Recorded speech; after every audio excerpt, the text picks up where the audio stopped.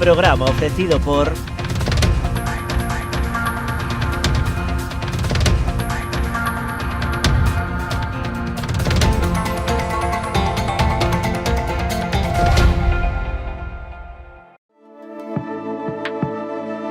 Potencie el éxito de su negocio con nuestra asesoría especializada en empresas, correduría de seguros y servicios jurídicos. Optimizamos estrategias e impulsamos crecimiento con soluciones efectivas. Visítenos en Caldas de Reis, Pontevedra o Vilagarcía de Arousa. Grupo J. Rey Asesores, su mejor elección. Más información en la web jrey.es. A exploración e o traballo no viñedo levounos a elaborar viños con personalidades emocionais moi marcadas. Pionero é un claro exemplo no que nos vemos reflectidos, un viño viaxeiro, valente e intrépido que cada ano segue traspasando fronteiras. Enerxía e paixón, emocións que nos acompañan dende o primeiro día da nosa aventura. Pionero, Albariño 100%, de Viña Almirante. Si que desde esa chamada as súas almas vanse derrumbar. O reto non só está en acompañarte a ti, senón a esa parte túa que queda con eles aquí. Esa é a miña misión, meu obxectivo, miña maneira de vivir. Coñecémonos de toda a vida. A ti que te fuches, vaite tranquila, tranquilo. Queremos ser a túa empresa de transporte terrestre, marítimo ou aéreo, para envío de paquetería, paletería, largos, grupaxes ou carga completa. A fiabilidade e o trato directo co cliente son as nosas señas de identidade. Levamos 40 anos achegando solucións de almacenaxe, logística e transporte porta a porta, con disponibilidade 24 horas ao día, 365 días ao ano.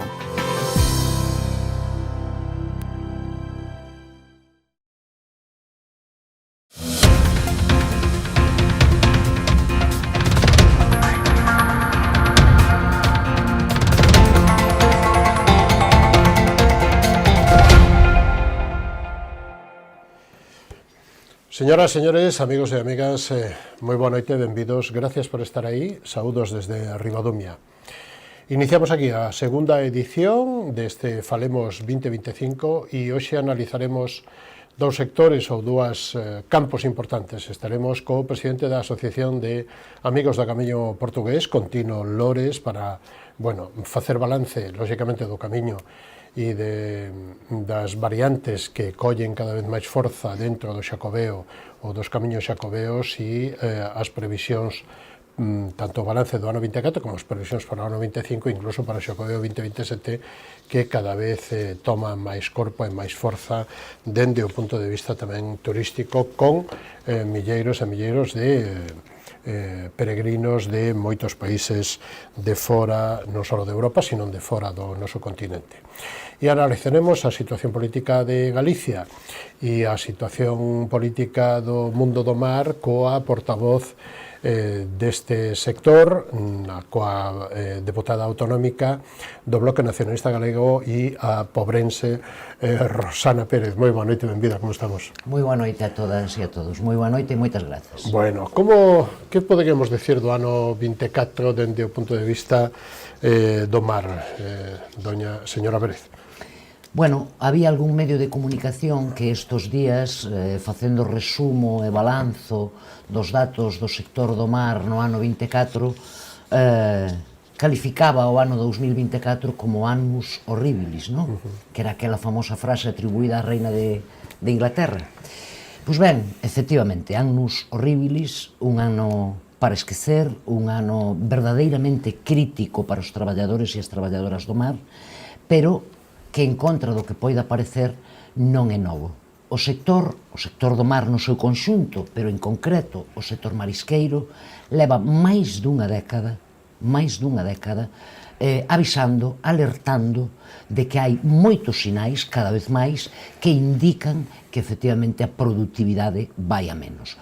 Non facían falta sequera, baixo o noso punto de vista, están aí e son moi válidos e moi útiles, pero nin sequera facían falta os datos que nos ven de dar a coñecer a plataforma tecnolóxica da Consellería do Mar, a plataforma tecnolóxica da Pesca, para saber que estamos en un momento absolutamente crítico para o marisqueo e que estamos en un momento moi difícil no que vai de todo este século, pero casi me atrevería a decir que desde que comezou a serie histórica de datos na propia plataforma que foi no ano 1997.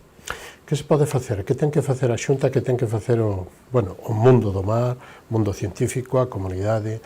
Como se pode loitar contra isto? Porque, aínda que haxa puntos digamos que dentes de serra para arriba e para baixo, non é todos os anos iguales, pero sí que hai unha baixada preocupante e que este ano horribles, o 24, se lle achaca moito as riadas que hubo en outubro, no mes de outubro, novembro do 23, non? Que son os que deixan, digamos, que esta lacra principalmente no marisqueo a pé, non? Sí, bueno, a ver, que se pode facer? Desde o noso punto de vista, evidentemente, nós para elaborar os nosos programas electorais e as nosas propostas, evidentemente estamos en contacto co sector primeiro e, en segundo lugar, con persoas expertas que saben do que se está a falar, non? Entón non son as nosas propostas nin ningunha ocorrencia, nin ningunha elucubración. Agora ben, nós temos posto durante todo este tempo, estes últimos 5 anos, por non ir máis atrás, moitas propostas en riba da mesa no propio Parlamento. Agora ben, nós que pedimos antes de ningunha outra cousa? E claro, xa vamos tarde. A Consellería vai tarde, moi tarde, porque o propio sector, como dixen antes, leva moitos anos solicitándolle. E habería que empezar por facer un estudo exhaustivo, evidentemente coas mellores cabezas pensantes das universidades galegas e dos centros de investigación galegos, xunto, evidentemente, co propio sector. Habería que poñelos a traballar para que fagan un diagnóstico do que está exactamente a pasar en cada ría e poder aplicar medidas concretas e determinadas en cada ría. Seguramente, moitas medidas poidan ser xerais a todas as rías. Por exemplo, o tema da contaminación. Bueno, hai que poñer, sobre todo, orzamentos en riba da mesa para que se poida, xa non digo solucionar, pero para que se poidan ir paliando os graves problemas de contaminación que sofren as rías. Logo hai outras medidas que están da man da propia Xunta de Galiza, que quero lembrar aquí que é quen ten as competencias exclusivas en marisqueo e, polo tanto, tense que poñer mans á obra sen máis dilación se é que lle interesa algo que este sector permaneza. A Xunta, por exemplo, pode facer cousas sin moito investimento ou prácticamente sen ningún investimento, como, por exemplo, o sector hai moitos anos que se ven queixando das consecuencias que os encoros teñen no momento precisamente das riadas sobre os bancos marisqueiros. Pois ben, iso trátase de facer un protocolo de regulamento da limpeza e do funcionamento do desaugamento dos encoros. Levamos pedindo a Xunta de Galiza dende hai moitos anos. Non só nós, nos consta que a primeira vez que unha confraría, que foi a Confraría de Noia, solicitou este regulamento foi hai máis de 17 anos a Xunta de Galiza. Pois seguimos comezando o ano 2025 sin que a Xunta sexa capaz de enfrentarse ás eléctricas que son quen mandan nos encoros, a pesar de que teñen unha concesión pública, e son quen deciden si sin ningún tipo de contemplación, si se arrasan bancos marisqueiros ou non, como xa ten pasado. Mesmo teñen posto en risco vidas humanas, concretamente na ría de Muros e Noia, o desaugamento dos encoros. Está prohibido que desauguen, por exemplo, coa marea baixa. Bueno, pois sígueno facendo, e aquí a Xunta sigue mirando para outro lado. Hai outra medida, por exemplo, porque logo, claro, hai medidas de tipo biolóxico que son moito máis complexas, que a ciencia tense que poñer a disposición precisamente do sector e do que está a pasar na ría e propoñer medidas. Pero, por exemplo, hai outra medida que tamén vimos propoñendo a Xunta de Galiza e no Parlamento Galego, que é a contratación de un seguro de produción marisqueira. Como se pode estar desde o Goberno galego, desde a Consellería do Mar, de brazos cruzados, ano tras ano, vendo como se van, efectivamente, por condicións climatolóxicas, basicamente, miles e miles de kilos de marisco que aparece morto nas praias, precisamente polas riadas, etc., sin ter asegurada esa produción. Poñolle un exemplo. A Consellería de Medio Rural, sin ser tampouco ese seguro nada extraordinario, pero ten un seguro de produción e de cuidado, digamos, de asegurar determinadas colleitas para o sector, por exemplo, vitivinícola e outros, en caso de inclemencias meteorolóxicas graves. Bueno, pois o sector do mar, que ademais é fundamental no noso país e é verdadeiramente a columna vertebral de moitas das comarcas costeiras do país, ten que ter algo parecido. Bueno, pois estamos cansados de propoñerlo, pero fíxese hasta que punto que despois de propoñerlo tantas veces, no propio Parlamento galego, o grupo maioritario, o grupo do Partido Popular, chegou a votarnos a favor desa contratación de un seguro público, de un seguro de produción marisqueira. Ben, o Parlamento galego o aproba e o aprobou por unanimidade a iniciativa do Bloque Nacionalista Galego,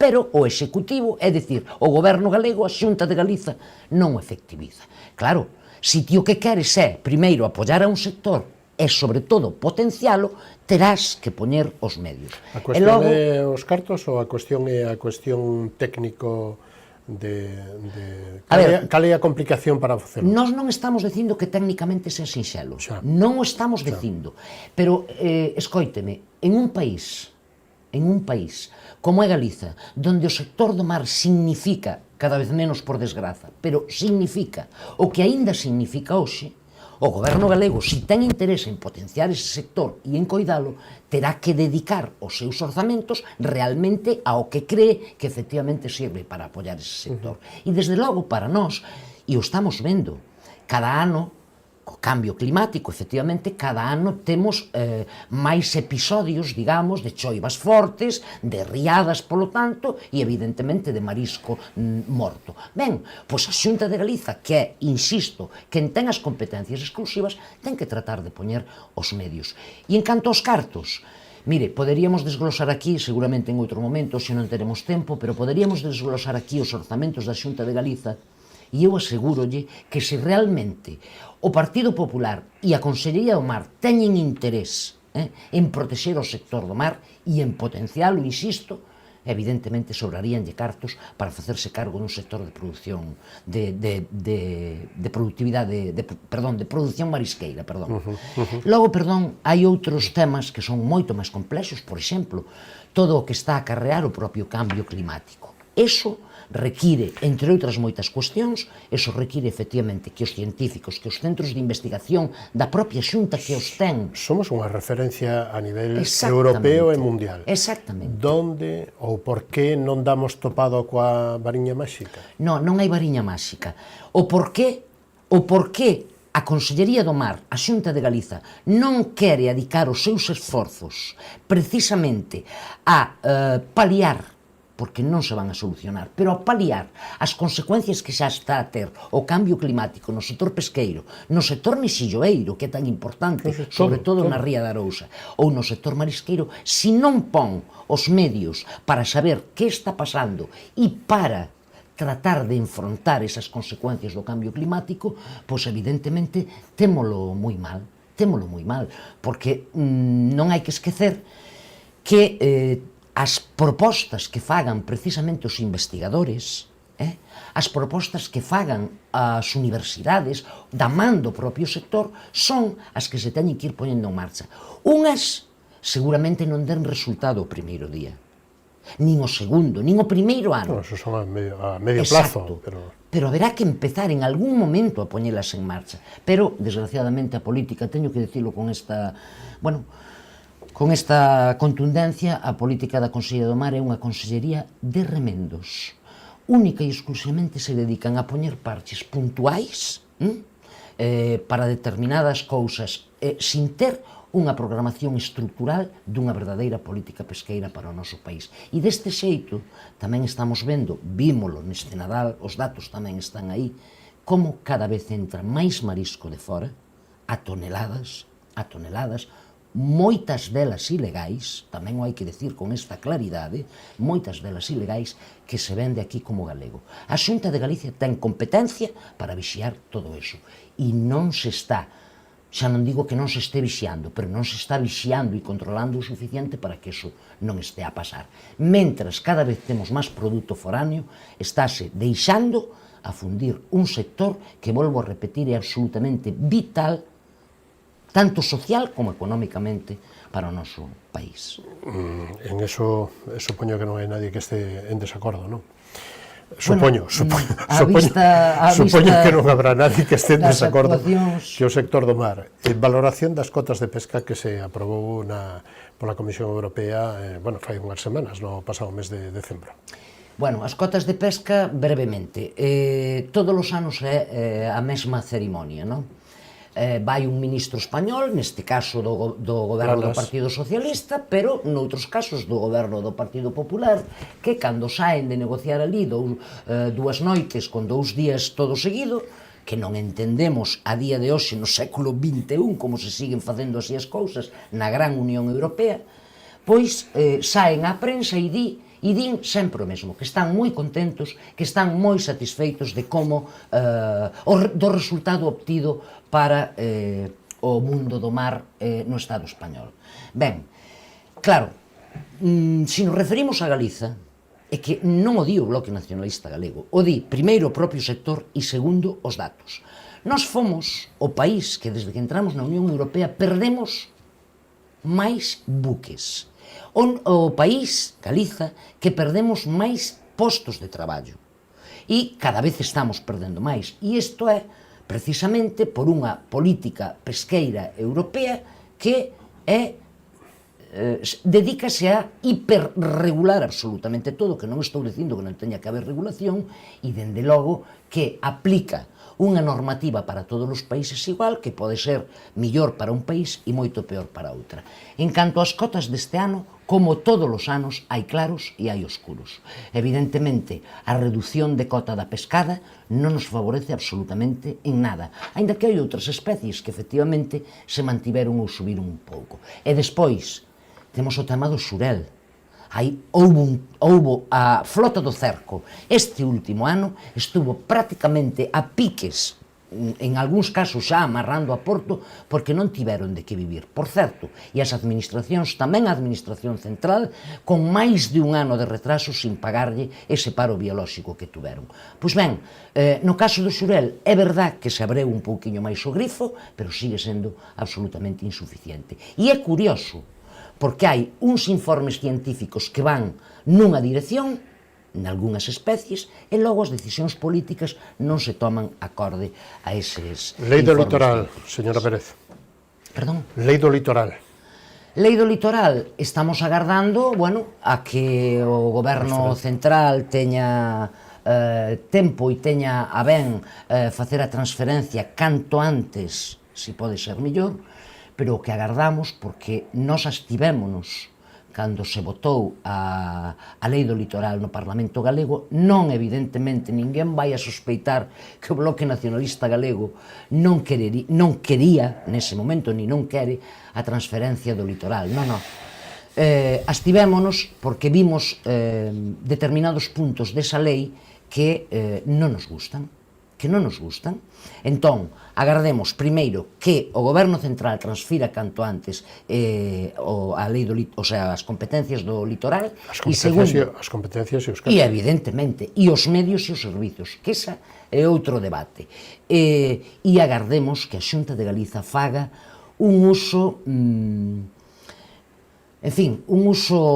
coidadoso, moi coidadoso, das competencias que vai ter na súa man para aplicar a respeito do noso litoral e da contorna do litoral. Antes mencionaba vostede que un dos problemas que ten o sector do mar é a contaminación. Non sei que hai que facer cos ríos e coas rías, e non sei que hai que facer cos povos e coas administracións locais, que supoño que teñen tamén a súa importancia digamos que na xestión dos residuos e na xestión da contaminación, e Altri, que anda por aí. Exactamente, Altri non, que decimos na chapiña. A ver, a contaminación das rías e dos ríos tamén é un cúmulo de moitos elementos. É dicir, hai concellos que non teñen mar e que efectivamente son concellos, por exemplo, rurais que, non teñen saneados os seus ríos, que os ríos sempre acaban chegando ás rías ou que sempre acaban chegando ao mar, e iso tamén contamina.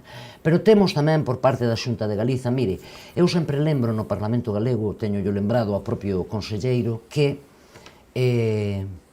cando entrou a gobernar o Partido Popular a Xunta de Galiza, estamos falando do ano 2009, compareceron públicamente dous conselleiros, a que era conselleira do Mar, a que foi hasta aí pouco, a señora Rosa Quintana, acompañada do conselleiro daquela de Infraestructuras, que era o señor Agustín Hernández, facendo fincapé, era o ano 2009, en que as rías estarían totalmente saneadas no ano 2013. Estamos no ano 2024. E iso significa que non se puxeron os recursos necesarios para sanear precisamente as rías. Pero é que ademais dos recursos en depuradoras, en saneamento dos concellos, porque hai que entender que os concellos non teñen a capacidade de facelo, non? Ademais de todo iso, evidentemente hai que poñer moitos medios para controlar.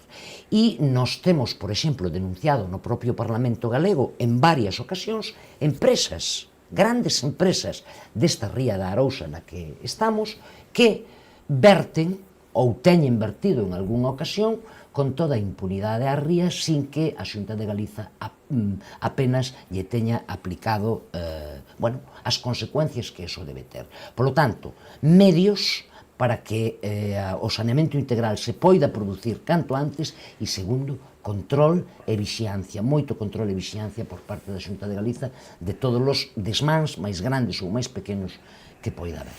Que datos ten ou que información ten a día de hoxe, máis que a opinión incluso sobre Altri? Porque o proxecto Gama, que foi aprobado por unanimidade no Parlamento en febreiro do ano 22, aquelo de fibras textís e toda esta historia, que pasou daquela de ser aprobado por unanimidade, é dicir, PP, PSOE, Bloque, ou Bloque PSOE, ou como queiran a cuestión, a que hoxe só este o Partido Popular e o PSOE, que non sei como está, pero o Bloque está en contra. Eu tampouco sei como está o PSOE. Vamos a ver. Como cambiou non sei se cambiou a política de Xunta ou cambiou o proxecto de Altri? No, o que, primeiro, cando se aprobou por unanimidade aquela proposta do Partido Popular, por certo, non se aprobaba o proxecto Gama. Xa, se aprobaba un proxecto de fibras textís. Se aprobaba unha proposta do Partido Popular donde se falaba efectivamente de unha industria de produción de fibras textiles.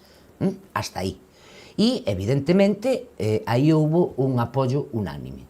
Claro, do que se aprobou, do que se dixo por parte do Partido Popular e a iniciativa do Partido Popular, ao que finalmente resultou cando empezamos a coñecer efectivamente o proxecto e os datos dese proxecto, hai un auténtico abismo. E, polo tanto, nós non podíamos estar a favor deso que se nos propón, que non é outra cousa máis que unha macrocelulosa, unha bomba ambiental situada en pleno corazón de Galiza que, evidentemente, vai a perxudicar moito non só a zona da Ulloa, sino tamén a toda a zona da Ría de Arousa.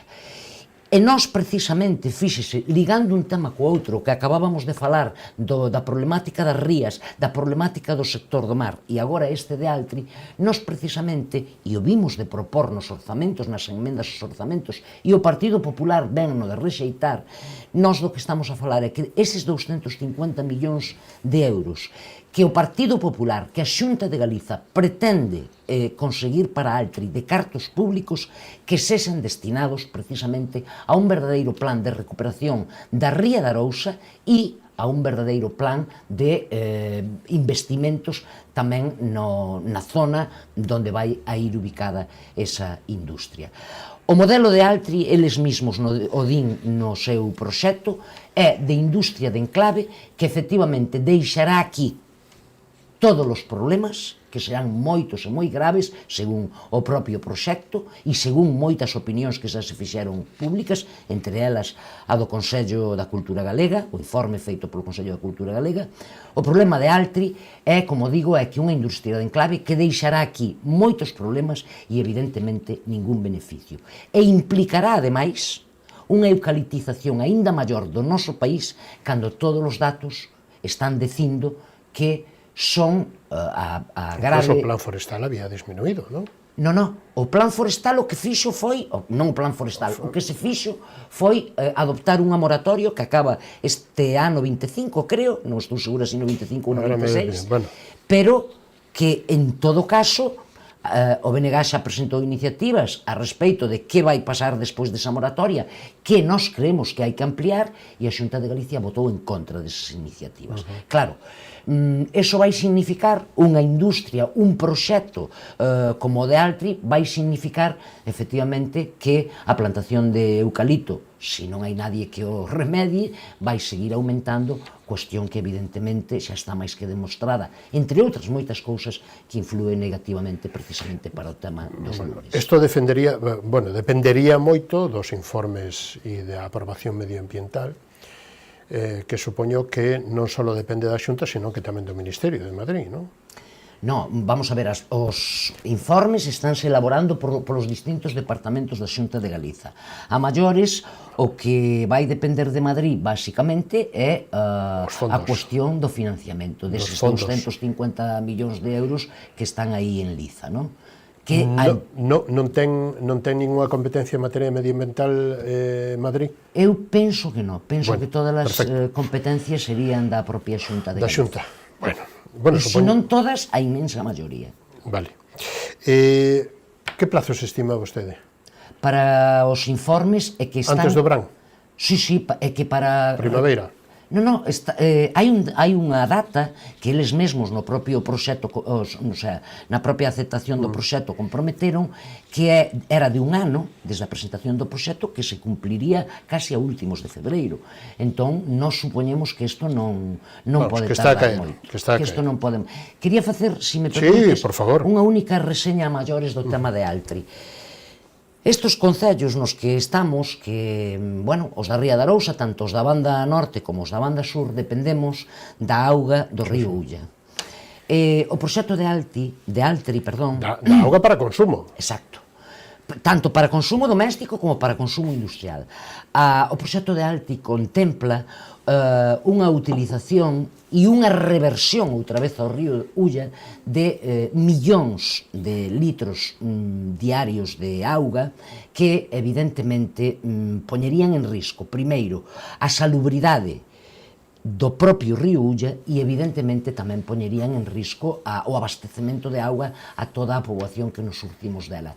É dicir, non sería só un problema verdadeiramente grave ambiental para a ría, sino tamén que estamos falando mesmo do abastecemento de auga, que é un servicio básico. Bueno, según a conselleira de Industria, a señora Lorenzana, Altri sería o maior proxecto industrial dos últimos 50 anos para Galicia, pero que debe de dicir ou que debería de dicir o empresariado, a comunidade científica, a comunidade estudiantil, as tres universidades que deberían de decir ou manifestar sobre este proxecto, sobre esta situación que, lóxicamente, según as informacións, é moito máis que local, é casi regional, non? As consecuencias. Sí, vamos, nós creemos que é un proxecto polas implicacións que ten, que afectaría a todo o país, non? Onde está a CEC? Onde están as universidades? En maior ou menor medida. Bueno, a ver, a día de hoxe, insisto, estamos esperando todos os informes, pero a día de hoxe hai xa moitas cousas publicadas,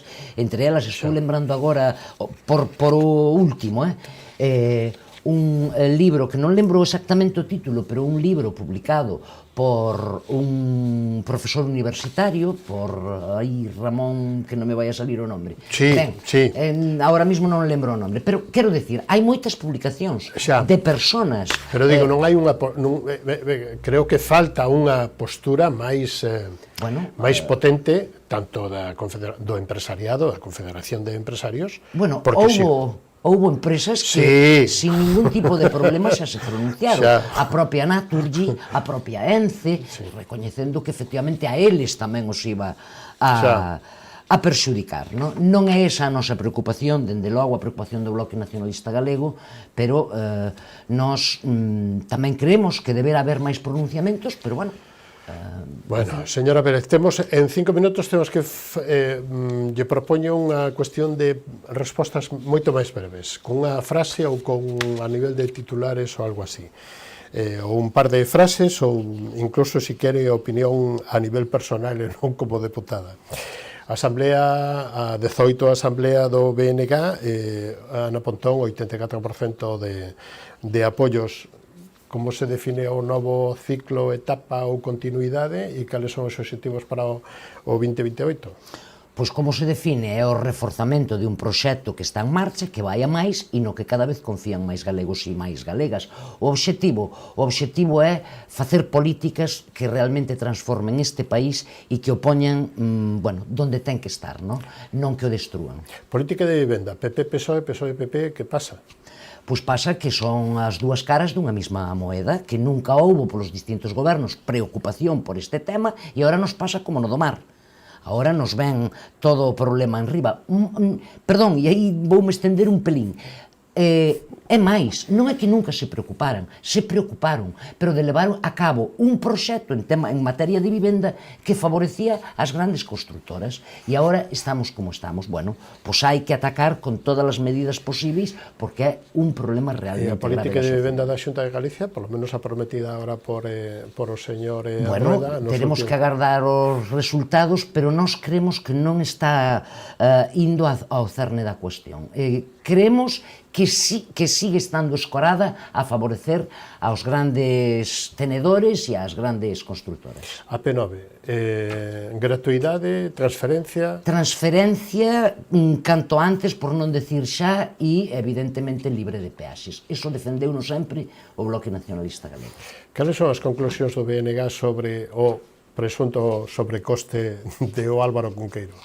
E a Comisión de Investigación? Bueno, na Comisión de Investigación tivemos a oportunidade de ver, primeiro, que o Partido Popular, que a súa maioría quiso pervertir o funcionamento e o desenvolvemento normal desa comisión, pero aínda con todo, nós creemos que conseguimos que se puxera de manifesto e que fose evidente que hai moito que investigar precisamente nas contratacións da Xunta de Galiza. Hai moita transparencia aínda que ampliar e evidentemente a Xunta de Galiza non pode seguir actuando como si a propia Xunta, a propia administración fose unha oficina do propio Partido Popular e dos seus amigos. Valoración da situación de Venezuela. Pois Venezuela creo que acaba de tomar posesión o seu novo presidente hai estes días, e, bueno, Venezuela é un país soberano, tuveron unhas eleccións, e, bueno, haberá que ver como vai transcurrindo todo eso, como calquera outro país. Como podemos falar tamén dos Estados Unidos ou de calquera outro, non? En fin. Caso Fiscalía Xeral do Estado. A ver, caso Fiscalía Xeral do Estado... Fiscal? Sí, fiscal. Bueno, non podo entrar brevemente no tema... Non a nivel xurídico, si a nivel ético, moral, político... Bueno, nós o que pedimos para todas as institucións, absolutamente para todos os organismos e institucións públicas, é a máxima transparencia e, dende logo, bueno, o maior rigor posible, porque nos debemos aos cidadáns, somos institucións que estamos ao servizo precisamente dos cidadáns e con cartos dos propios cidadáns. Por lo tanto, máxima limpeza e máxima transparencia en todas, insisto. Esta mañán despertaba, polo menos esta comarca do Salnés, cunha noticia, preocupante, que é unha brutal malleira aos veciños de Meis que foron asaltados na súa casa. Non sei se isto lle merece algunha valoración, preocupación, ou que debemos de facer ante esta situación. Bueno, preocupación, efectivamente, como calquera outro tema social que evidentemente haberá que dirimilo tanto na xustiza como bueno, non sei se é o caso, pero hai moitos casos no que nos propios servicios sociais dos concellos poden intervir, non? Pero en todo caso, a través da xustiza. Non temos máis información. Señora Pérez, en 20 segundos para dicir o que vostede queira ou que eu non lle preguntei. No, simplemente, bueno, decir que neste novo ano que comezamos, polo que a min respecta e pola responsabilidade que me toca, que é a de mar, que tanto nos atinxe nas comarcas da Ría de Arousa, pois estarei aí ao lado do sector e traballando para que este sector non siga paradóxicamente afundíndose. Foi un placer contar con vostede nesta segunda edición de Falemos deste ano 25. Hasta unha próxima ocasión. Moi boa día, moi boa noite e moitas gracias. Moitas grazas, o placer foi meu. Nos vamos a publicidade e recibimos a Tino Lores, o presidente da Asociación de Amigos do Camiño Portugués, para falar con él e analizar, lóxicamente, toda a importancia que ten este camiño que pasa incluso na variante espiritual de aquí dos Salnés que nos afecta tanto. Así que non o perdan, hasta dentro de un momentiño.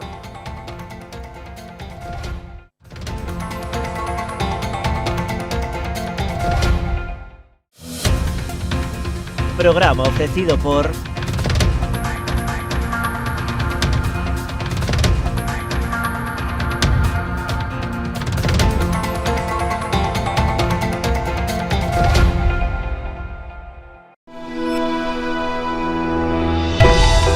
No mundo dos negocios, cada entrega conta. Galiport é o teu socio fiable para o transporte. Contamos con equipo especializado que garante as entregas seguras. Nos entendemos a importancia da túa carga. Confía en nós para levar ou traer as túas mercadorías. Galiport, a túa solución en transporte de confianza. Temos paixón polos nosos clientes.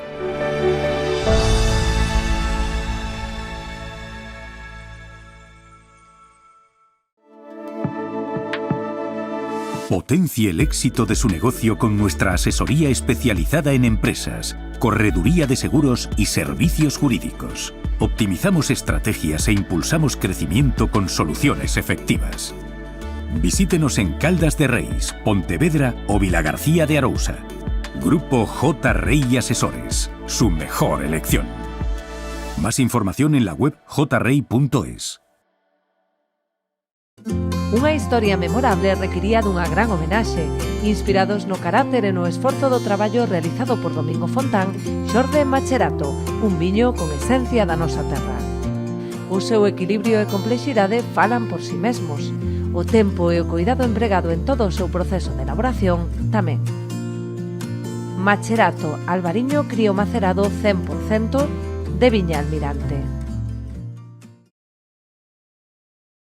Si quedes a chamada, as súas almas vanse derrumbar. O reto non só está en acompañarte a ti, senón a esa parte túa que queda con eles aquí. Esa é a miña misión, meu obxectivo, miña maneira de vivir. Coñecémonos de toda a vida. A ti que te fuches, vaite tranquila, tranquilo.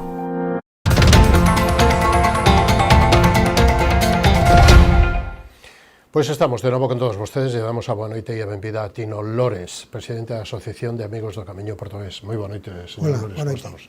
Como sempre ben. Lores ao cuadrado, porque vostede naceu en Lores e aparte non... Bueno, sí, eu son Lores de Lores.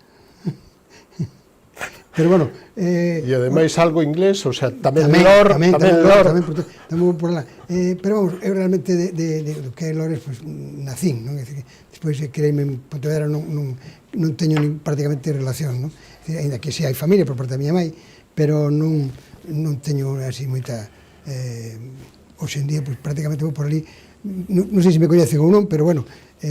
Vostede, que ainda é un chaval novo, cando empezou a darlle voltas ao camiño e empezou con esta historia que hoxe é moito conto? Pois a verdade é que empezou no ano 65. No ano 65 eu tiña daquela 14 anos, e entonces aquel ano de 65 foi un ano, ahora visto desde en aquel momento non o sabía, pero ahora vendo a historia, a hemeroteca e o que pasou, foi un ano moi importante, non?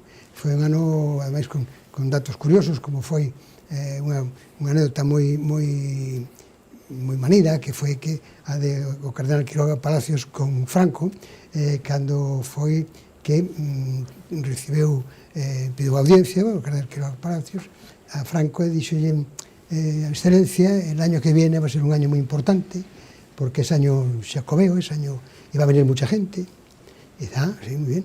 Y dice, y seguramente viene el Papa. Y dice, y no tenemos aeropuerto. Entonces, dice, claro, entonces dice Franco, bueno, ¿y si no viene? Entonces, o Cardenal Quiroga, tamén era galego, dixe, e si viene? Entonces, fixo o aeroporto de Lavacolla. Iso mesmo aconteceu tamén no Hostal dos Reis Católicos, que tampouco había unha habitación presidencial, e tamén houve que facela. Entón, aquel ano foi un ano de gran importancia polo ano xacobeo, e apareceu tamén unha peregrinación na que eu participei desde Portugal, que se fixo por agua, naquele momento pola carretera nacional, non había coches. E entonces, eu sabía, que na miña memoria juvenil e infantil, que existía o camiño portugués. Desde aquilo perdeuse, a partir do ano 65 non se pode falar máis do camiño portugués, ata que no ano, bueno, eu si peregrinaba outra xente, desde Pontevedra a Santiago. Xa, pero a nivel testimonial. Exacto. E entonces, e xa no ano 91, cando eu vou nunha lista electoral ao Concello de Pontevedra, poño no programa electoral recuperación del camino portugués a Santiago. Que nadie sabía o que era iso. Eu dicía, isto que é? Bueno, e aí é onde empezan os estudios. En o 93 facemos a asociación, facemos a primeira peregrinación, iso no 93, que tamén foi outro ano similar ao 65, aí naceu. Sí, pero aí nace a asociación. Aí nace a asociación. Vale. Nace coa primeira peregrinación desde Tui a Santiago polo camiño histórico, chegamos. E a partir de aí, pues, empeza todo hasta 32 anos que levamos agora. E logo entramos nos datos, pero se hoxe mirara para atrás, ou neste momento, que non sei se, lóxicamente, habíamos falado estos días, pero non desto. Sí. E entonces, ahora mismo, que foi o camiño para Tino, ou que sería Tino sin o camiño?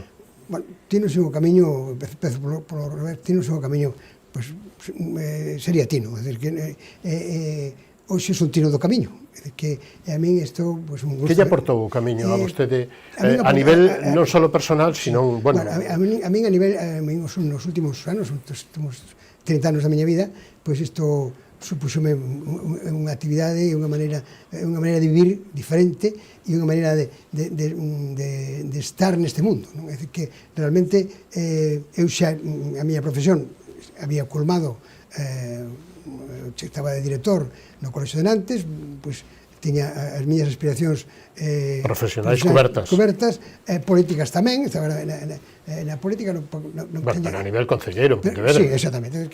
E, bueno, tampouco non tenía maior aspiración, pero isto si doume unha continuidade até hoxe. É dicir, que bueno, de estar continuamente, pois... Pero cantas oriñas dedicou a isto? O estudio, os traballos, as reunións, a mover moitas voluntades? Anos de traballo, claro. Pero anos con entusiasmo. É dicir, que teño que dicir que doume máis satisfaccións que traballos. É dicir, a min, eu teño moito que agradecer ao Camiño de Santiago, teño moito que agradecer como sou querente a Santiago Apóstol, considero que tuve un infarto, este desinfarto, cando cheguei ao cardiólogo, dixo, Celestino, tuviste mucha suerte. Eu dixen, mire, como soy creyente, creo que foi o apóstol Santiago que me salvou a vida. Por lo tanto, debo a vida ao apóstol Santiago, non? Porque ele dixeme, non che tocou, tens que continuar. E estou continuando no camiño, pois... Bueno, desto xa fai 10 anos, ou sei? 17 anos. O sea que aí estamos, ¿no? E seguimos traballando. Ahora mismo, pois estamos no albergue de Pontevedra, que abrimos de novo, e faltábamos unhas fundas para os colchóns, e estamos todavía traballando como se fora fai 25 anos cando abrimos o albergue. Pero onde lle nace esa enerxía, esa vontade? Bueno, eso creo que é innato, non? É dicir que outros saben cantar, non é ningún mérito. Outros que saben cantar, eu sei facer isto, non? O sea que tampouco non pasa nada, non? Que e xa está, non hai que darlle máis voltas.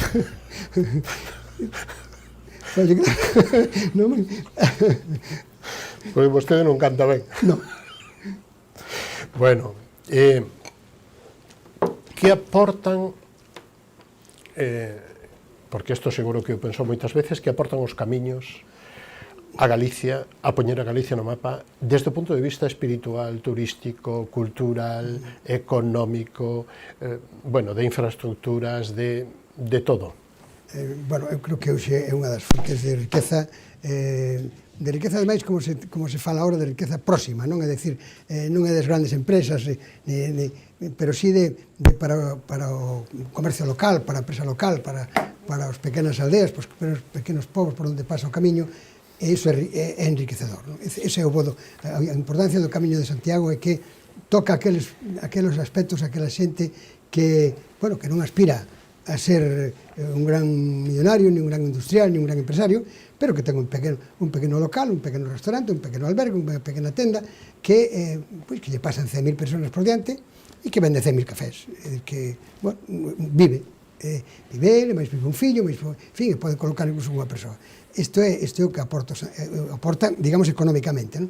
Incluso socialmente. Despois, claro, é poñer a Galicia no mundo. É dicir que hoxe sempre, agora xa non, pero para ver, Pontevedra non o conocen en Alaska, pero aquí veñen peregrinos. Por qué? Porque está o Camiño de Santiago. Entonces, veñen peregrinos de todo o mundo que pasan por aquí, que despois algún deles volve, non? É dicir, eu falaballe precisamente fai uns días o alcalde de Pontevedra, que dicía, hombre, hai unha persoa que traballa con meu fillo en Londres, que lle gustaría vivir a Pontevedra, e dice, porque conoce Pontevedra, porque pasou por aquí facendo o Camiño de Santiago. Entón, claro, fixo o camiño portugués, pasou por aquí, gustoulle Pontevedra, e cando meu fillo lle dixo que, falaron, entón dixo que lle é un sitio que lle gustaba para vivir. É dicir, isto é como transmite o Camiño de Santiago ao mundo a realidade do que nós vivimos. Despois, iso do seu aspecto económico, despois o aspecto cultural, é dicir, que leva e trae. Fai tan só 10 anos, pois non había ningún cartel en Pontevedra que se habla inglés, e hoxe todos os lados as cartas en inglés, en fin, ven xente que coñece. De cantos países, non vamos a citalos, pero de cantos países veñen peregrinos a Galicia ou viñeron nos últimos anos? Eu creo que quedan poucos que non veñan, non? É dicir que, porque había uns que eran países como Grecia, que viñan poucos, e veñen. Por exemplo, Estados Unidos hasta no 2010 non viña casi ninguén, agora está no segundo posto, está primeiro España, Asia, Japón, Bielorrusia, había outro día no albergue, Ucrania, Rusia, outro día, este ano, este verán, pasouse unha anécdota que había na mesa do albergue xantando un ucraniano e un ruso, non? É dicir que estaban os dous ali sin ningún problema. Ese é o camiño trae paz, tranquilidade. O camiño é un lugar que non se hai guerra no camiño, alguén non o está facendo ben. Quen sexa, non o está facendo ben. Porque o camiño é todo o contrario, é camiño de espiritualidade, de tranquilidade, de falar. Pero é un camiño europeo. É da cultura europea, 700 anos da Iglesia, da Iglesia da Catedral, perdón. Si, son 1200 anos de historia. 1200 anos de historia que están aí, non? E que ese é o pozo que ten o Camiño de Santiago. E que non o ten outro camiño. O sea, eu falolle moito aos peregrinos cando veñen, cando ocasión, porque antes falábase máis, porque viñan menos, agora como veñen moitos, pois xa non dá tempo, ademais que, cambiou o perfil, non? Pero cando teño ocasión de falar, incluso hai empezan a vir rapaces novos que lle gusta saber a historia de Santiago e como é isto, non? Porque eu sempre lle digo que o Camiño de Santiago, o camiño ten apelido, ten Camiño de Santiago, isto non é un camiño calquera. Camiños hai moitos, pode un camiñar para Rioja, pero este camiño é diferente. É diferente porque en este camiño danse moitas condicións. Sempre lle digo, ti, por exemplo, ves camiñando, e ao teu lado ve outro camiñando, tú ves facéndolo por deporte ou por diversión, pero que está ao lado, ao mellor ven con cancro, porque a súa fe e a súa maneira pensa ou cree que o apóstolo Santiago vai a curar, ou ven pidendo traballo. Non che vai dicir, pero ti debes saberlo, que ao mellor o que está ao teu lado facendo o camiño non está tan contento como a ti. Sí, ou para ele, ou para o fillo, ou para o amigo, para... Exactamente. Por que? Bueno, porque esa é a motivación do Camiño de Santiago. Entón, claro, esa é a historia, non? O facer o camiño transforma a un individualmente? Sí. É dicir que, a pesar do que se dice, que hai moitas maneiras de facelo, o certo é que todo o mundo que chega a Santiago vai a catedral. É moi difícil que haya moi poquinha xente que chega a Santiago camiñando e non vai a Santiago. Perdón, non vai a catedral. É moi difícil que calquera persona que non chegue, que faga o camiño, que non chegue a Santiago e chore. De emoción. Exactamente. É dicir, porque é un reto. E logo entra un ali, bueno, e é unha experiencia nova. O camiño non se conta, faise. Non é bueno, como eu te acostumo a decir que o Camiño de Santiago é a cousa máis solidaria que existe, porque, bueno, se hai que botarlle unha man a un peregrino, bótase, se hai que buscarlo, leválo a unha residencia, lévase, pero tamén é o máis egoísta, porque resulta que todo o mundo dice que o mellor camiño é o que fixo el. Eu son o mellor camiño, o camiño é o meu é o que fixo. Pero ademais o camiño se pode facer con bocadillo e con zapatillas, dormindo nun albergue ou vindo ao mellor hotel ou ao máis caro e tomando unha mariscada pola noite, non? Sí, efectivamente, é dicir que incluso non ten porque, o sea, eso de falar o Camiño de Santiago cando se fala porque normalmente os famosos que son confidenciales os que veñen, veñen e non dormen nos albergues. No, e incluso ademais hai unha cuestión, o sacrificio, o sea, para que non sean reconocidos, claro, e non ten por que ser, incluso non ten por que ser andando, non? É dicir, porque o de facer o camiño andando, eso de acollida tradicional, todo eso é porque en aquel momento era como se facía, non había posibilidade de facer de outra maneira, é dicir, que hasta o século XIX non se inventa o motor de explosión, por lo tanto non había máis que vir andando, ou a cabalo, é dicir, non había outra. E ademais había que voltar, había que regresar, que agora chegamos a Santiago, collemos o tren. Pobre cabalo. Pero agora non, había que volver, daquela había que volver. Entón, claro, isto dá pé para que moita xente que ven facendo o camiño, pois, bueno, viva esa experiencia, non? E iso é unha experiencia única que incluso xente que non faga o camiño andando pode vir, por exemplo, a facer esa peregrinación con un sentimento religioso pedindo por alguén, como falábamos antes, sin necesidade de ter que facer o camiño andando e ao mellor facendo máis sacrificio que un que ven andando desde Lisboa. Iso contaba unha vez eu era en Póvoa de Varzín, entonces dicía eu que o mellor unha señora que viña da Argentina costaballe máis traballo, costaba máis sacrificio vir a rezar ao apóstolo Santiago que viña do Porto. Entonces contestamos, máis o señor, dando Celestino, dou-me unha solución, porque eu non quería ir andando, xa sei que podo ir de tren ou de autobús. Bueno, efectivamente, esa é a parte espiritual e de fe que ten o Camiño de Santiago. 76 albergues, 3.000 camas, e non chegan. En momentos puntuales, claro. Ao mellor hoxe está o 50% vacío, ou menos, ou máis, ou 70%, non? 80%. Vale. Como se poden xestionar estos overbookings, señor Lores? Vamos a ver, o primeiro é que eu veño dicindo sempre, hai que planificar en orixe. Isto é un problema de planificación. É dicir, que a xente ten que acostumbrar que non pode sair o Camiño de Santiago, vamos ao Camiño de Santiago, e vou para lá, se eu quero facer un viaxe, eu planifico. Eu planifico. É dicir que, por cando vou, donde durmo, hotel... Reservo, falo con a agencia de viaxes, vou buscando, non vou á aventura. Cando vou á aventura, bueno, son poucos os que van á aventura. A maioría o que fai é, se sobre todo se vas coa familia, e non sei que, pois vas buscando unha seguridade, non? Seguridade que, lóxicamente, dá o Camiño de Santiago. Planificación. Hai que planificar. E hai que planificar en orixe. Por exemplo, non se pode vir 50 rapaces a chegar ao 15 de xulio. Vamos alá. Vamos ao facer o Camiño de Santiago. Dormimos en los pabellones. Oiga, mire, os pabellones non están para eso. Los pabellones non son para dormir nos pabellones. É dicir, que agora nós empezamos cortando eso, porque, claro, hai momentos puntuais que eu estou de acordo que se fagan. É dicir, un ano santo, planificación. Un ano santo, pero avisando antes. Un ano santo, un mundial de xuventude, pois ponse carpas, pero é unha cuestión moi puntual. Ahora, o que non pode ser... E planificado. Entonces, porque, claro, eu entendo, por exemplo, as persoas de Santiago, que cando no verán empezan a chegar xóvenes, claro, que non teñen onde dormir, porque de repente chegan 500 rapaces ou 500 persoas a Santiago que non teñen onde dormir. Pois dormen na rúa. E, bueno, e fan... Hai soportables, pero bueno. Claro, pero fan barullo, porque non sei que, pero ao día seguinte outros 500. Entón, claro, o veciño, oiga, A ver, entón hai que planificar. É dicir, estamos nun momento que estamos no século XXI. Hai medios para saber. Hai medios para saber cantos peregrinos hai hoxe no camiño. Hai medios para saber cantos van a estar mañán en Redondela, ou cantos van a estar mañán en Sarria. Bueno, planifiquemos. E tamén o propio peregrino. E o propio peregrino tamén. Non solo. Eso es. E o propio peregrino, antes de irte a Ibiza, en agosto, mira se hai hotel. Se non se sabes que vas dormir na playa, se te deixan. Entón, claro, oiga, entón non vou.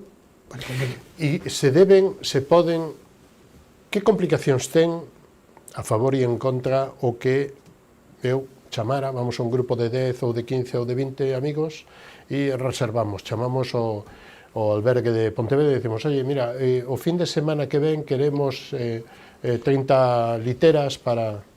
Ben, vamos a ver, é unha das cousas que nós estamos reivindicando, sobre todo nos meses de xullo e agosto, cando hai o problema, non? E é que se poida reservar nos albergues públicos, porque ademais iso favorece os albergues privados, porque claro, moitas veces os albergues privados queixase de que reservanlle e despois non van, porque topan lugar no albergue público. Claro, están en Redondela, entonces dice, bueno, reservan un albergue en Pontevedra, pero chegan a mañán, entran no albergue de Pontevedra e teñen plaza. Anulan. É máis barato, é máis oficial, máis o que queira. Non, que non gusta máis, o que sexa. Entón, si saben xa en Redondela que non hai sitio en Pontevedra, pois xa reservan.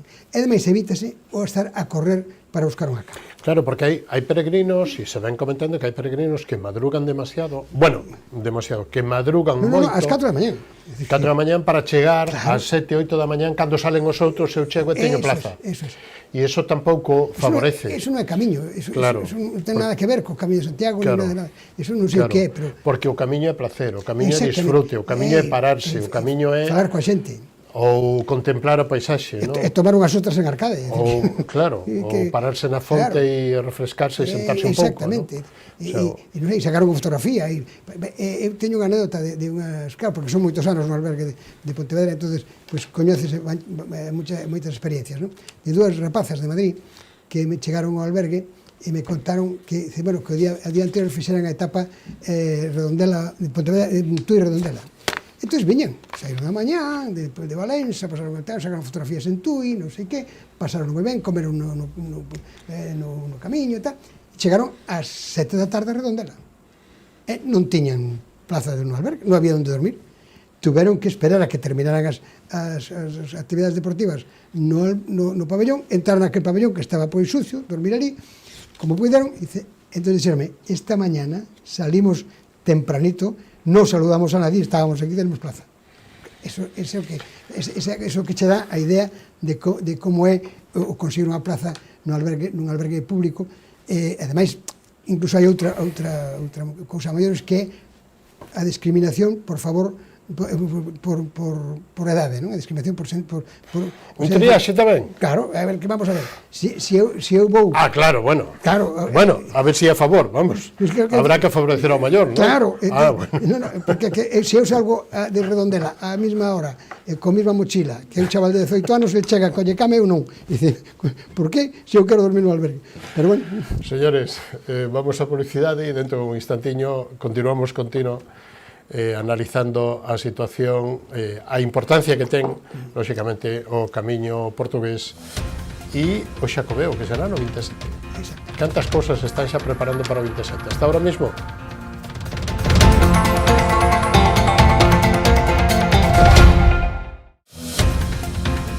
Programa ofrecido por...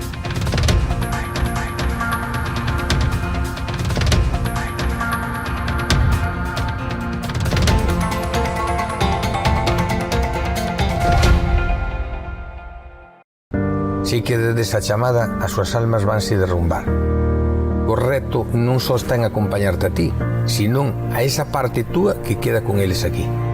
Esa é a miña misión, meu obxectivo, miña maneira de vivir. Coñecémonos de toda a vida. A ti que te fuches, vaite tranquila, tranquilo. Precisas enviar ou recibir mercadorías de xeito rápido, seguro e económico? Confía nunha empresa galega con anos de experiencia demostrada. con frota de vehículos adaptados ás túas necesidades e cun equipo de profesionais cualificados e experimentados. O teu mellor aliado, Transportes Galiport. Temos paixón polos nosos clientes.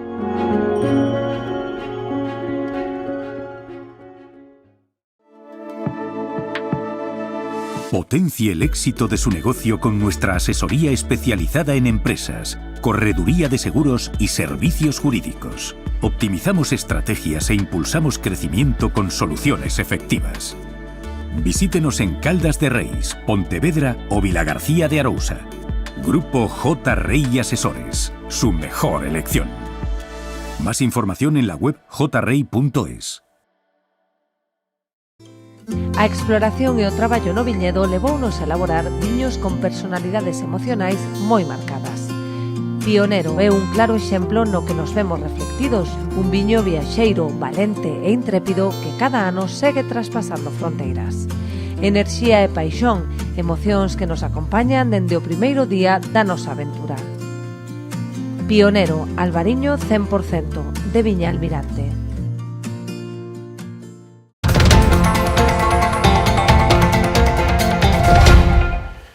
Pois, ainda nos quedan os datos do ano 24, a previsión e os obxectivos para este 25. E chegaremos ao 27 que xa comeu. O ano 24 foi récord, non? Sí, foi agora o ano máis... Pero o récord turístico, o récord de camiños e o camiño portugués que é, despois do francés o segundo ou xa o primeiro? Non, o segundo todavía. Está aí empatando? Casi, é dicir que hai que pensar que o camiño portugués ten 32 anos, e o camiño francés pois ten 1200, non? É dicir que, claro. Entonces isto o máis antigo, o primeiro, hombre, vamos, o tamén primario. é verdad que o camiño portugués tamén xa estaba aí porque é unha vía romana, bueno, ¿no? Pero estamos falando do que é o último... De poñelo en valor. Entonces, planificalo e todo isto. Entonces, nos fomos crecendo, por exemplo, para contar os datos dos dos últimos anos. No ano 23, falamos de Compostelas porque é o único dato real, porque hai máis, pero bueno, o único real é que o camiño portugués son 140.000 Compostelas. O camiño francés 220, non chega, 216.000 peregrinos. Este ano, camiño portugués 170.000, camiño francés 236. É dicir, subeu de 20 a 36, 16, e nos subimos de 40 a 70, o sea, 30.000. Isto supón que se seguimos nesta progresión, no ano 2027 nos ou estamos ao nivel do camiño francés ou superamos, non? Que porcentaxe se estima, se calcula que veñen peregrinos pero que non fan a Compostela, que non sellan os datos? Hombre, é moi difícil saberlo, non? Pero podemos falar dun 20%, non? É dicir, por tanto, estamos falando xa de máis de 200.000 peregrinos que pasaron por... Eu sempre falo, porque cando dou estes datos, os dous camiños, é dicir, o camiño da costa e o camiño tradicional, porque en Redondela únense, en Pontevedra únense, en Padrón volven a unir, de Padrón para diante siguen todos tamén. Entonces isto, bueno, pues, estamos falando desa cantidad, que supón, pues, moito diñeiro tamén económicamente, non? E Abel en Vigo, o alcalde, o señor Caballero, por que non señaliza a variante? É unha das cousas que non entendo, non? Que non entendo máis que por esas rivalidades, esas estupideces políticas que a veces ocurren entre persoas, non? Que de repente dicen, mire, que isto non tiene nada que ver con la política, oiga, isto é unha realidade. A mí chamábame xente de Inglaterra, de Londres, de Inglaterra. Oiga, mire, que pasa? Non dejan... Porque o peregrino ten que preguntar, porque non hai señalización na cidade. E entonces, bueno, porque este señor... Se acaba de inaugurar o albergue do Berbés, e, lóxicamente, todos os datos son de que é o máis bonito, porque colle toda a costa... Efectivamente, hombre, sobre todo... E que está crecendo moito, non? Sobre todo por unha razón, e a razón de que os peregrinos que non son, que son de interior, e que lle gusta o mar. Entonces, claro, eso é un camiño... Ir pola Guardia, Bayona, entrar en Vigo, Nigrán, claro. E que ven de Portugal, que sales do Porto. É certo que a parte de Portugal, máis o camiño da costa é o camiño do litoral, porque é un camiño feito con pasarelas de madeira. Correcto. Eu fixen os dous, fixen o que sería o tradicional que ven a media ladeira, que é o camiño vello, e despois o que agora o litoral, que é por pasarelas. Pero que é precioso, para unha persoa que lle gusta o mar.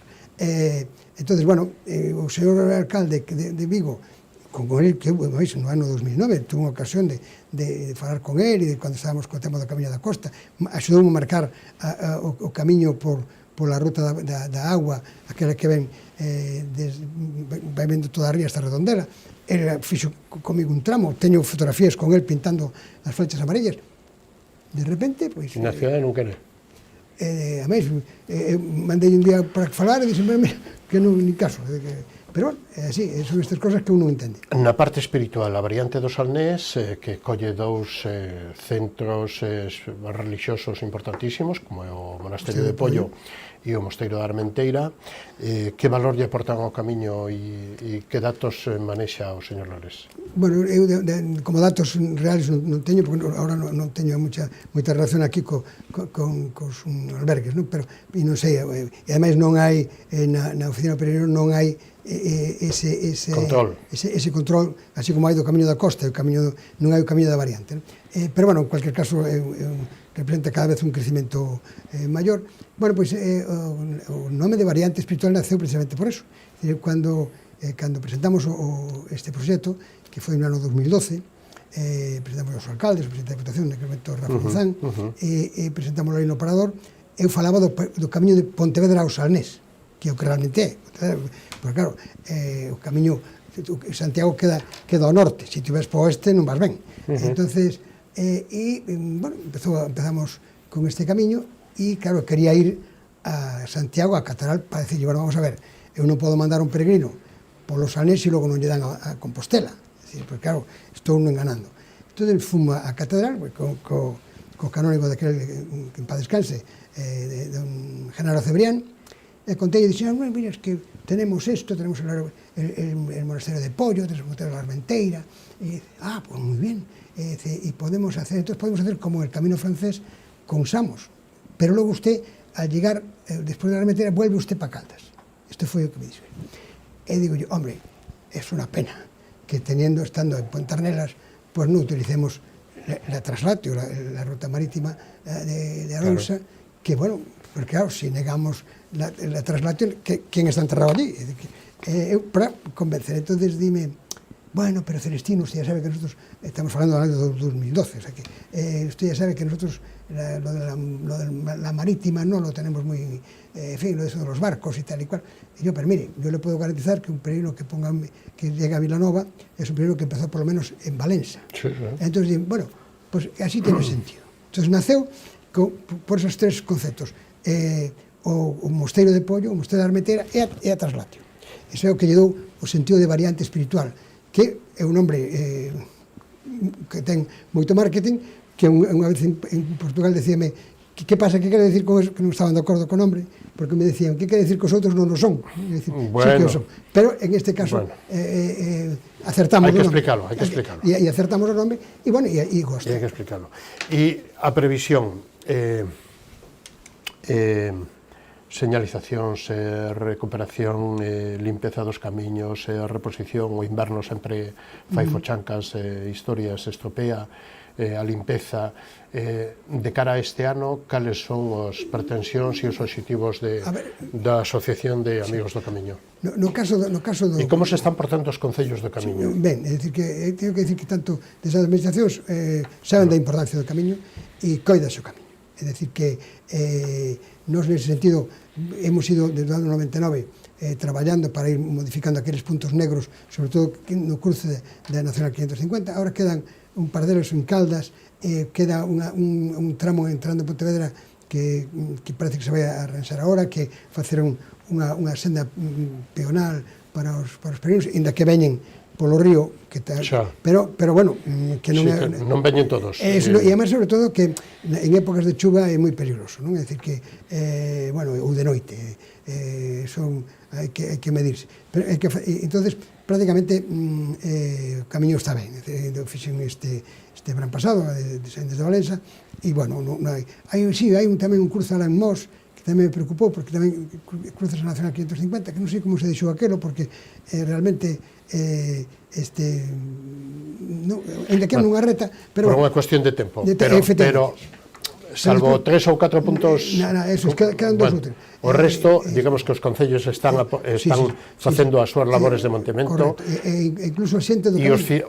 os concellos que son finais de etapa están, digamos que, volcándose moito, non só a nivel de concellos, sino de o sector privado, as familias, tanto para vivendas de uso turístico, acolledores, albergues privados, casas de comida, restaurantes... Efectivamente, é dicir que eu, por exemplo, no Camiño Portugués, non? Falando dos albergues, eu entendo que os albergues, a oferta pública é suficiente, non fai falta máis, é dicir que ten que haber un albergue público, ten que haber, pero non é necesario que haya 2.000 camas, non, mire, non. O que ten que facerse na medida que o sector privado bota as súas contas e vai facendo, cada vez está abrindo máis albergues, e o que está pasando, non? Que se bo.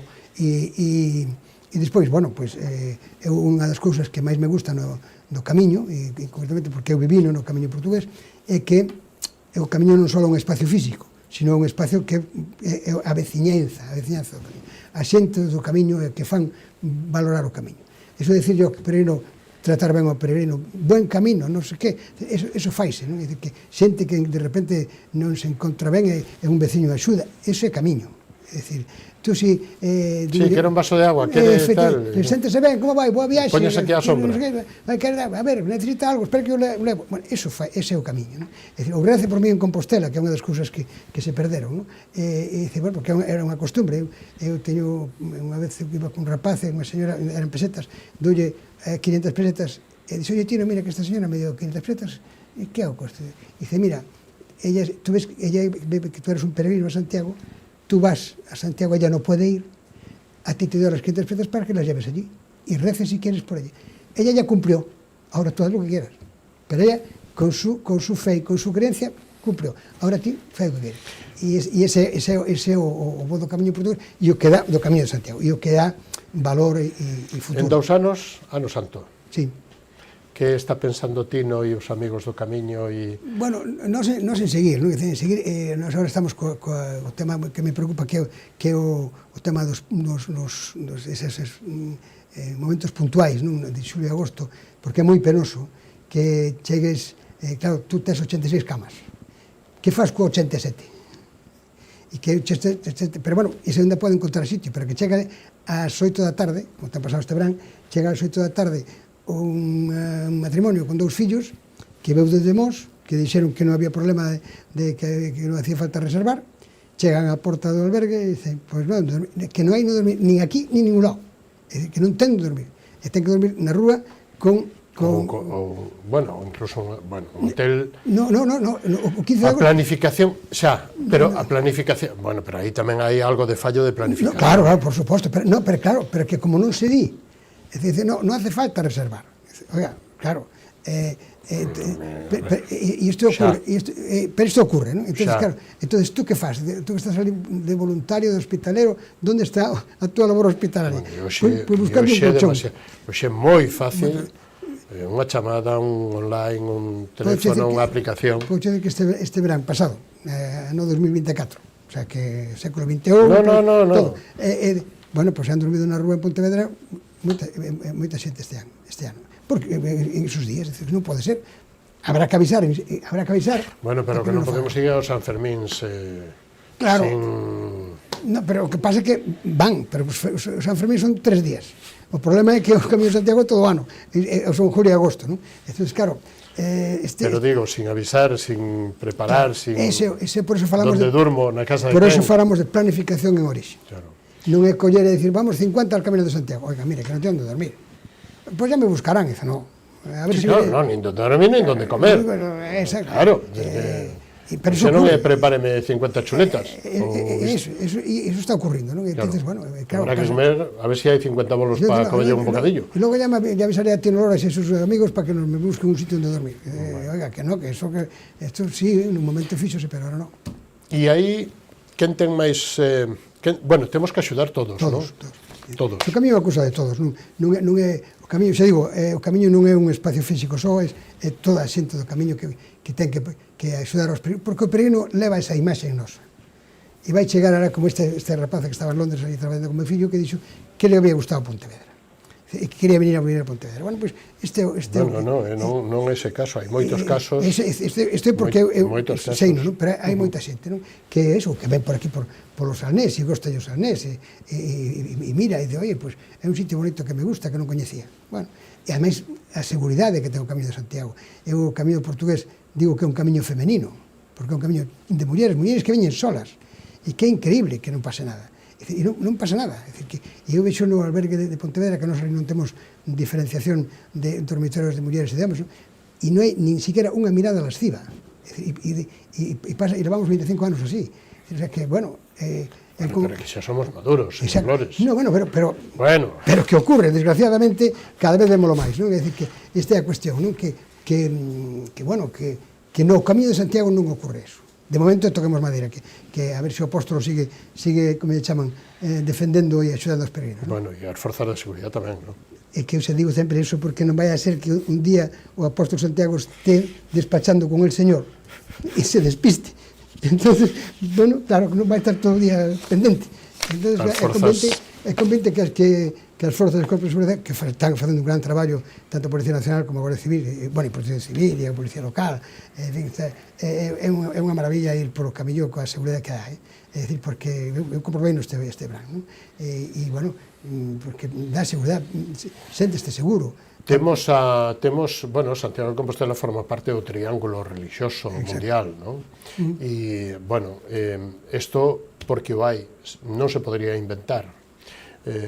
Cantos países querrían ter isto, non? Cantas ciudades ou capitales do mundo querrían ter isto. Entón, debemos de, o que temos, cuidalo e melloralo en todo o que sea posible, non?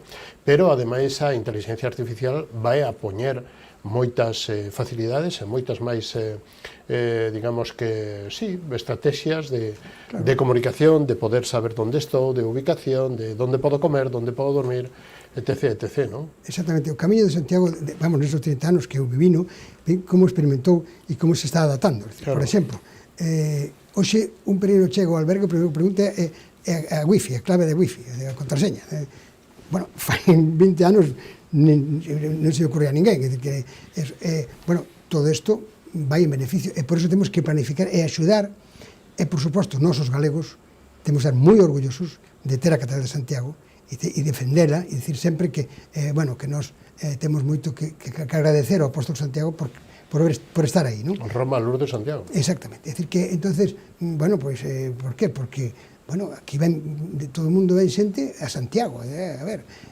Sí, pero ven o religioso e o non religioso, pola cultura, pola curiosidade, pola gastronomía. Que papel xoga a gastronomía? Moito.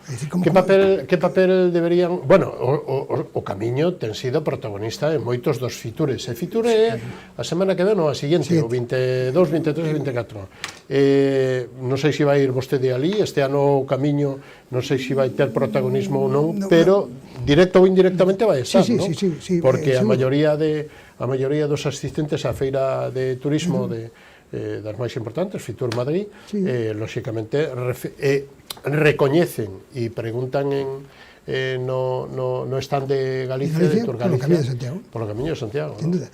É dicir que vai a seguir, non?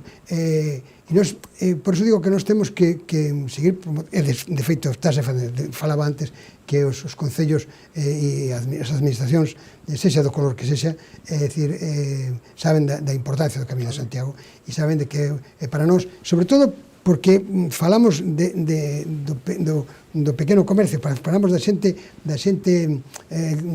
dos alrededores do Camiño, familias, dos veciños, entonces que un pon a máquina de vending e o outro vende bocadillos e o outro vende unha tirita, é dicir, que o outro un periódico, unha camiseta, un taller de bicicletas que ten que arreglar unha roda, eso está aí cada día. Bueno, e sobre todo en pequenas aldeas que non pasaba ninguén por aí, e entonces hoxe pois ves que hai un restaurante que funciona estupendamente. Claro, isto que son moita xente que pasa por aí, e ademais eu ademais son partidario daquilo que dice, bueno, oiga, se eu teño un local á beira do camiño que polo que me pasan 200.000 personas por diante e non abro un bar ou non poño ali unha tenda de algo, oiga, ou moito carto ou senón estou perdendo tempo, non? Que eso non ten nada que ver coa explotación ni con historias, non? Simplemente coa supervivencia e co aproveitamento dos recursos. Señor Lores, é un placer sempre falar con vostede. De moitas cousas e tamén do camiño. Moitas gracias. Bueno, vostede máis eu levamos moito tempo falando xuntos, entón já nos conocemos. Pero bueno, xa non sei canto tempo, porque creo que antes do camiño, me parece. Eu era pequeno cando vostede falaba disto. Sí, claro. Pouco pequeno son eu, pero bueno, vamos a ver, vamos a andar esas. Ten vostede menos dun minuto para decir o que vostede queira ou que eu non lle preguntín ou as previsións para o ano 25 ou para xa acabeu o 2027. Bueno, pois eu resumindo brevemente, decir que a xente que apoie, que aposte polo camiño, que apoie os peregrinos, que non se asuste, que axuden a planificar, que se fai falta máis albergues, que a xente bote números e que faga a súa aposta, que faga un pequeno albergue, lógicamente, cada un o seu, porque non vou meter os cartos de nadie, pero que vaya apostando, que o camiño non vai morrer, o camiño vai seguir, o camiño portugués, estou falando de que no ano 2027 superaremos as 200.000 compostelas, entonces, bueno, estamos falando de unha proyección excepcional e que, lógicamente, é un recurso que debemos aproveitar, que é bo para os galegos e que é bo para o país. Que se cumpla. Moitísimas gracias por estar aquí, foi un placer contar con vostede nesta edición de Falemos, señor Lores. Hasta unha vindeira ocasión, moi boa noite, moitas gracias. A vos, moitas gracias. Estovemos con Tino Lores e tamén con Rosana Pérez, deputada autonómica responsable de todo o mundo do mar, da pesca, da acuicultura do Bloque Nacionalista Galego.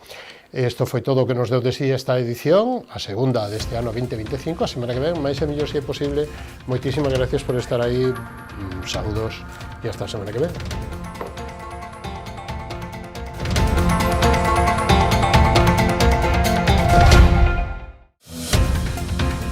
Programa ofrecido por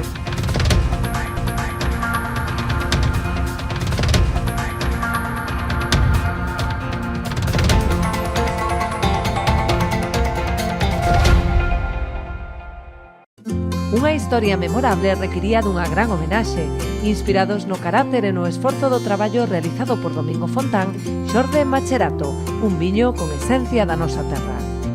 O seu equilibrio e complexidade falan por si mesmos.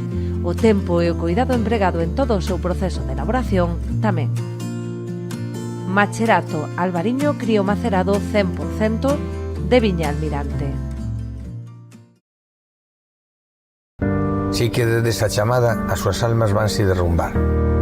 O reto non só está en acompañarte a ti, senón a esa parte túa que queda con eles aquí.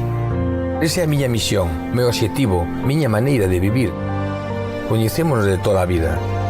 A ti que te fuches, vaite tranquila, tranquilo. Queremos ser a túa empresa de transporte terrestre, marítimo ou aéreo, para envío de paquetería, paletería, largos, crupaxes ou carga completa. A fiabilidade e o trato directo co cliente son as nosas señas de identidade. Levamos 40 anos achegando solucións de almacenaxe, logística e transporte porta a porta, con disponibilidade 24 horas ao día, 365 días ao ano.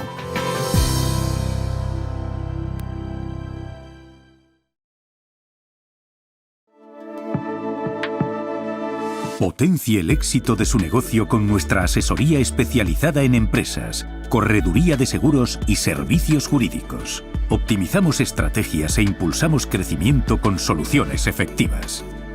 Visítenos en Caldas de Reis, Pontevedra o Vilagarcía de Arousa. Grupo J. Rey Asesores, su mejor elección. Más información en la web jrey.es.